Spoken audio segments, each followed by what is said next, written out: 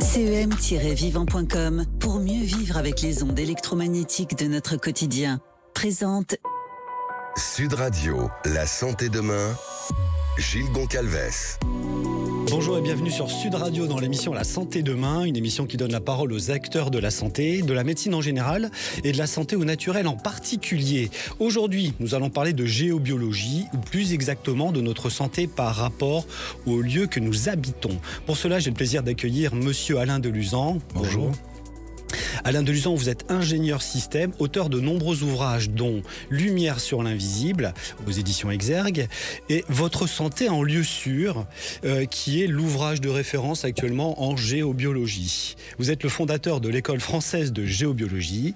Vous pratiquez une géobiologie scientifique depuis plus de 30 ans et vous avez formé des milliers de personnes à la géobiologie en France, en Suisse, au Brésil et dans d'autres pays étrangers. Pouvez-vous nous expliquer, Charles Alain, ce qu'est la géobiologie scientifique et à quoi elle sert ? Alors d'abord, on va parler de géobiologie en général, puisque la géobiologie existe depuis des millénaires. Oui. Elle est connue en Inde sous le nom de Vastu Shastra. On trouve d'ailleurs ce mot dans les Vedanta, les textes sacrés hindous. Ensuite, elle était connue au Japon sous le terme Kanyu, et en Chine sous le terme Feng Shui, qui s'écrit Feng Shui, qui veut dire vent et eau. Ouais, c'est l'étude des veines du dragon. Voilà. Pour les Chinois.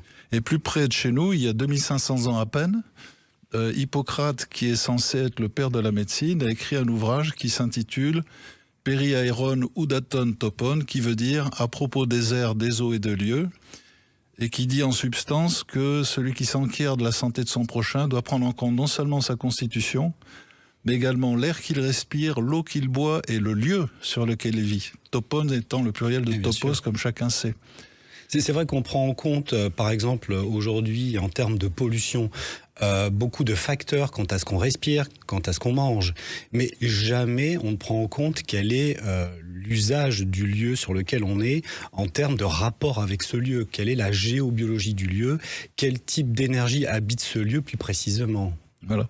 Alors pour continuer de répondre à ta question, ceux qui ont découvert la géobiologie sont principalement les sourciers. Parce qu'ils utilisent des tiges coudées ou bien des morceaux de bois en forme de Y, en bois souple, coudrier par exemple. Et c'est là qu'on s'est rendu compte que lorsque l'homme est passé du statut de nomade au statut de sédentaire, qu'il y a des endroits où on se sentait mal et que ça coïncidait précisément au passage des vannes d'eau souterraines. Alors, tout le monde n'a pas eu besoin de chercher de l'eau pour comprendre l'importance du lieu sur la santé. Par exemple, j'ai séjourné chez les Indiens Hopi à Kings Canyon en Arizona et je leur ai demandé s'ils connaissaient la géobiologie. Alors en fait, ils m'ont répondu que ce nom n'évoquait rien pour eux, mais qu'en revanche, ils savent quels sont les endroits où se poser, quels sont les lieux à éviter. Et sans vouloir les dénigrer, bien entendu, ça me fait penser aux animaux qui, en stabulation libre, vont éviter spontanément certaines zones qui sont des zones de non-piétinement. Donc eux n'ont pas besoin d'être formés à la géobiologie, ils savent que là on peut s'y mettre et là non. Oui, d'anciennes civilisations déjà, telles que les Étrusques par exemple, si je me souviens bien, qui profitaient de regarder comment se comportaient les animaux et où ces animaux s'installaient pour créer leur cité. C'est ça, comme les Indiens, les Apaches par exemple, qui regardaient si leurs chevaux paissaient tranquillement ou s'ils grattaient le sol et s'ils étaient nerveux. À ce moment-là, ils plantaient leur tente plus loin. Et dans quel cas fait-on appel à un géobiologue ? Alors d'abord quand on est malade, puisque j'ai travaillé pendant plus de 20 ans avec différents médecins, et notamment sur les cas de cancer. Et à chaque fois qu'un de leurs patients était atteint de cancer, ils disaient appelez Deluzan, et il y avait une convention entre nous.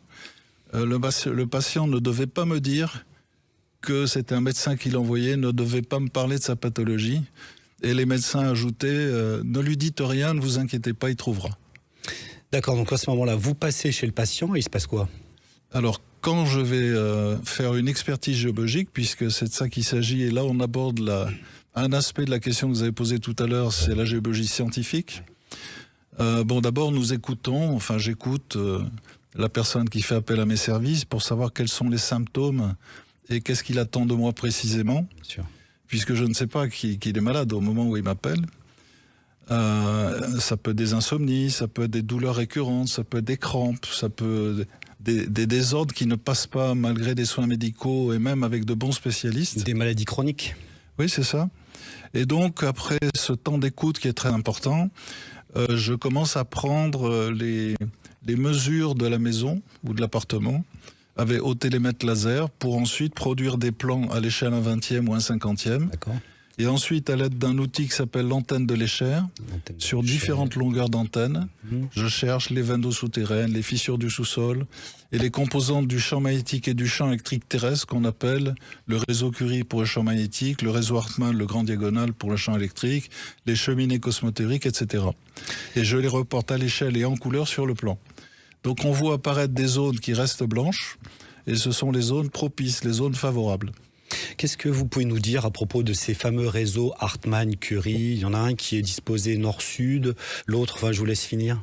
Alors le réseau Hartmann, ce sont comme des cloisons invisibles qui font 21 cm d'épaisseur, qui sont espacées de 2 mètres en moyenne dans le sens nord-sud et 2,50 m dans le sens est-ouest. Donc ça fait une traille très serrée quand même. Ça fait une trame très serrée.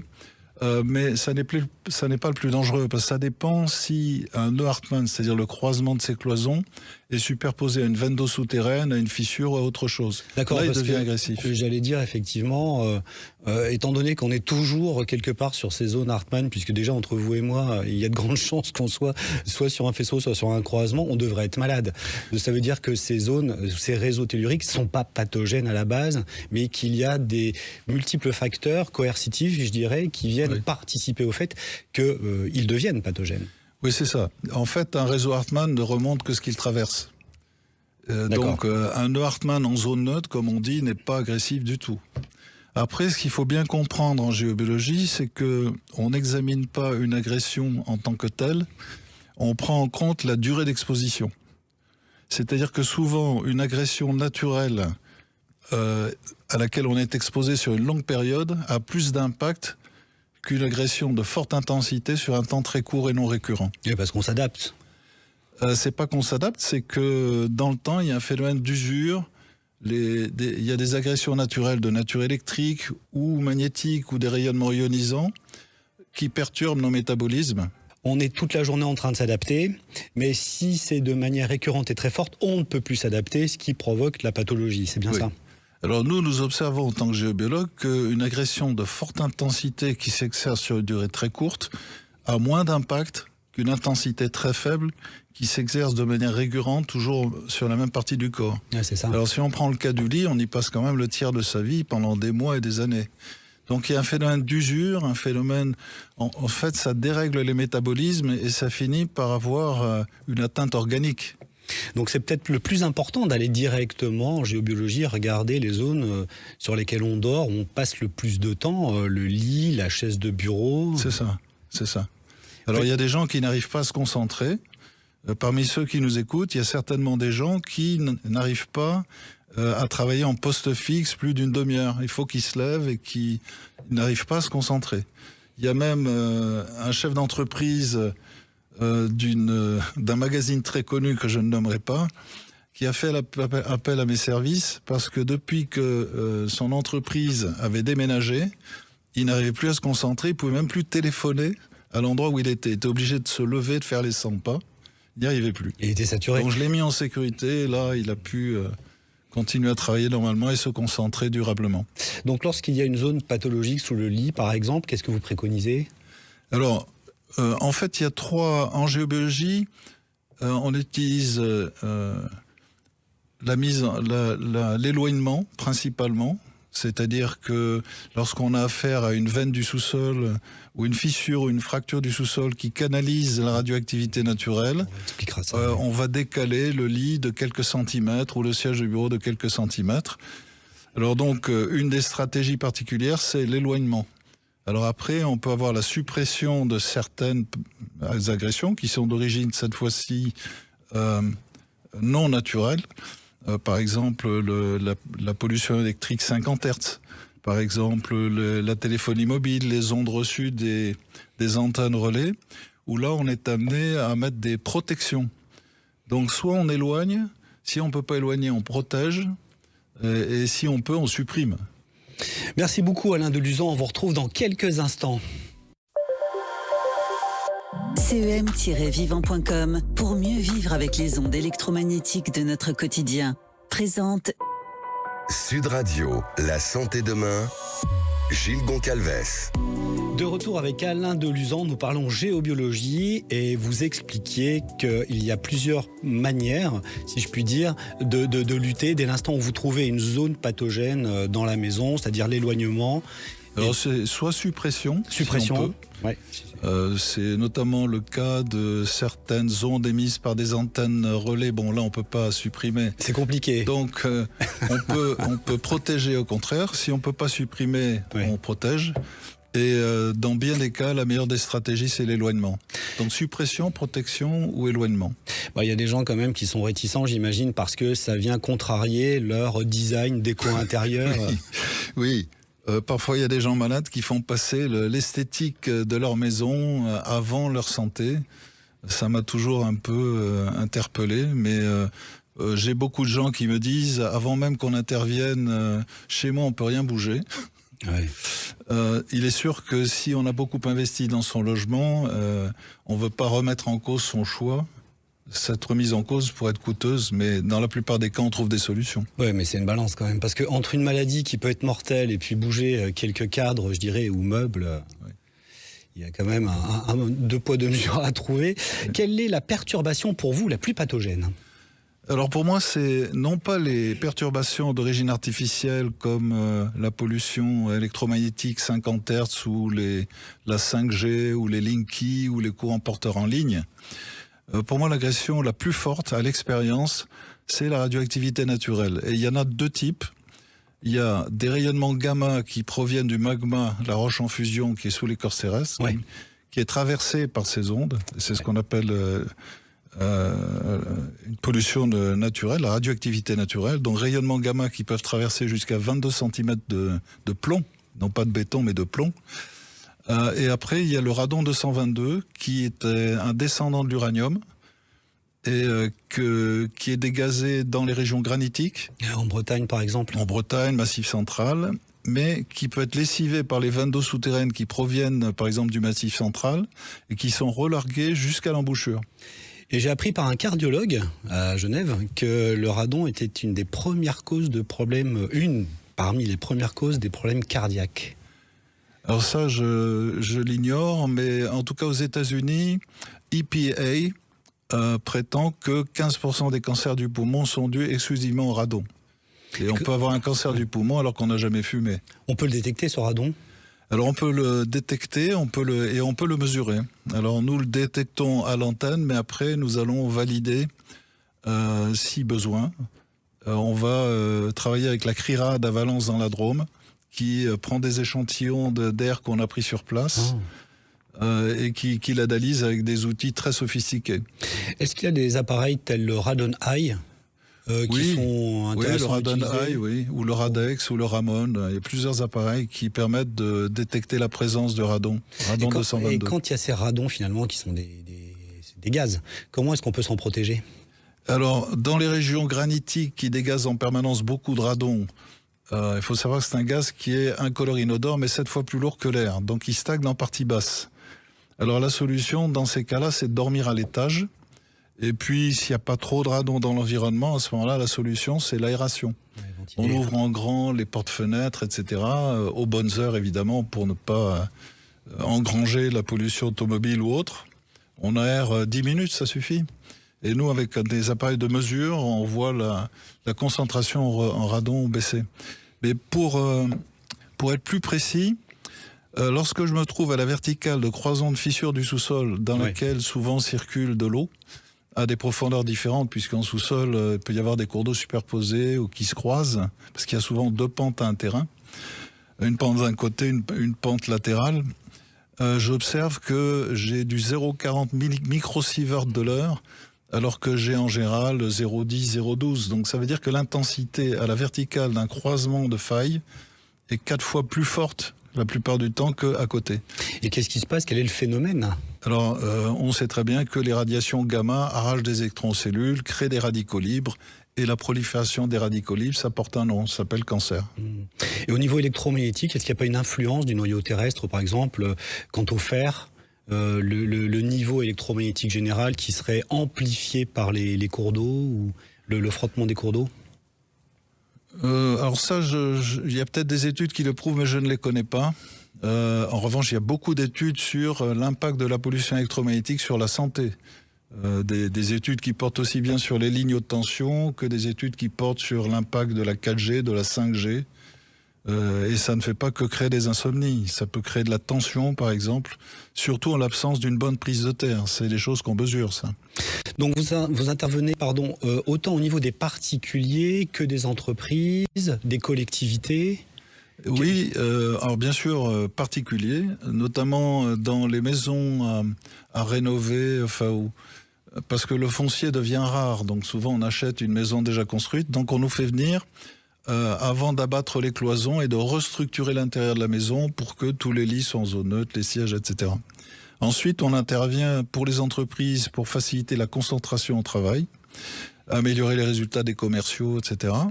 On intervient aussi chez les producteurs de vin. On s'aperçoit par exemple que les cuves mal placées ont de mauvais rendements. Alors il faut savoir que ce sont des levures qui transforment le sucre du raisin en alcool et ensuite des bactéries qui transforment l'acide lactique en l'acide malique en acide lactique. Et si les cuves sont mal placées par rapport à tout ce dont on vient de parler, ces deux fermentations, alcooliques et malolactiques, se font mal. Donc on intervient beaucoup dans les châteaux des grands vins, si vous voulez, pour améliorer la qualité du vin. Et on intervient aussi chez les éleveurs, parce qu'on s'aperçoit que il y a des problèmes de vélage, c'est-à-dire il y a moins de naissance de veaux lorsqu'il y a une perturbation géobiologique, et puis ça joue aussi beaucoup sur la production laitière. Donc ça a un impact véritablement sur l'activité de ce genre de profession. On intervient aussi chez des arboriculteurs pour planter les arbres au bon endroit, parce qu'on s'aperçoit dans la nature que vous avez des arbres qui poussent tordus, vous avez des arbres qui poussent dans un sens, et puis à 1 mètre de là, un arbre qui pousse en sens opposé, et là on ne peut pas accuser le vent dominant. Alors j'invite ceux qui nous écoutent à prendre conscience par eux-mêmes de l'importance du lieu de la manière suivante. Vous avez des endroits où vous avez un coup de pompe subi et vous ne comprenez pas pourquoi. Faites l'expérience de prendre votre siège et de le déplacer d'1 mètre. Ça, c'est une chose que vous pouvez tenter facilement. Moi-même, quand je suis au volant de ma voiture dans les embouteillages, parfois, ma voiture s'arrête sur des zones pathogènes. Et à ce moment-là, j'ai un vertige ou une migraine qui apparaît. Eh bien, je recule de 50 cm avec ma voiture ou j'avance de 50 cm. Et ça passe tout seul. Et chacun de nous a pu constater que à certains endroits, on dort très bien, à d'autres endroits, pas du tout. Et on ne comprend pas pourquoi. La réponse est là. Donc en fait, la géobiologie, on peut la décliner sur plusieurs pans de la société, personnel, social, affectif, puisque j'imagine que ça joue sur nos émotions, nos qualités mentales et notre fatigue mentale. Oui, sur la fatigue mentale, c'est certain.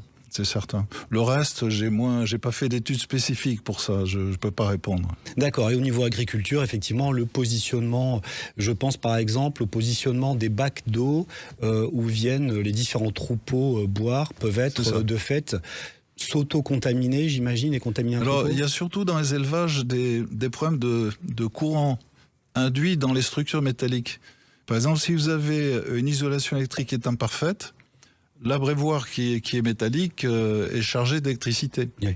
Et à ce moment-là, quand l'animal approche son museau, il y a un arc électrique entre son museau humide et l'abreuvoir. Et ce choc électrique le dissuade. Donc il va moins manger, moins boire, et il va dépérir. Donc le premier problème à régler dans les élevages, c'est une question électrique. Il faut veiller à ce que toutes les installations métalliques soient bien mises à la terre. Au-delà de ça, il y a la géobiologie naturelle. Par exemple, dans la stabulation en boxe, stabulation en travée, oui. On s'aperçoit que, par exemple, chez les chevaux, et je suis beaucoup intervenu... Là, en stabulation en travée, ils n'ont pas le choix, ils ne bougent pas. Voilà, ils sont dans des boxes. Donc ils subissent voilà. Et le donc, sol. Un jour, ce qui m'a frappé, c'est que j'avais déterminé un box qui était très très bien placé en zone neutre, sur un croisement du réseau solaire, sur une zone de renforcement immunitaire. Et on m'a dit, le cheval qui dort dans ce box est le premier à rentrer tout seul du manège pour s'y mettre. En revanche, le box qui était le plus mauvais, avec croisement de veine d'eau et croisement de grand réseau diagonal, l'animal était complètement fou, il fallait passer 5 mètres dernière parce qu'il ruait. L'animal n'était pas du tout serein, il était vraiment très agressif. Merci beaucoup Alain Deluzan pour vos explications, vos éclaircissements qui mettent en valeur la géobiologie qu'on devrait en fait tous utiliser. On peut vous retrouver sur le site geobios.com. Quant à nous, chers auditeurs, on se retrouve dimanche prochain à 15h30. Sud Radio, la santé demain, Gilles Goncalves. Vous a été présenté par CEM-vivant.com pour mieux vivre avec les ondes électromagnétiques de notre quotidien.